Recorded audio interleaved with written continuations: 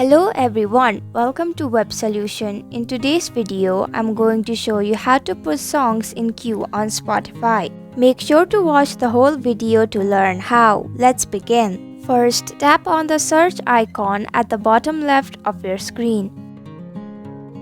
Tap on the search bar at the top of your screen. Type in the name of the song that you want to add in queue. Once you have found the song of your choice, tap on the three vertical dots right beside it. Select Add to Queue. And that's it. This is how you add songs in queue on Spotify. I hope you found this video helpful. If you did, then please click the thumbs up button. If you have any questions or thoughts, type them in the comments below and don't forget to subscribe to our channel for more updates. Click the bell icon too so you'll know when we post a new video. We'll be back with another video soon. Thanks for watching.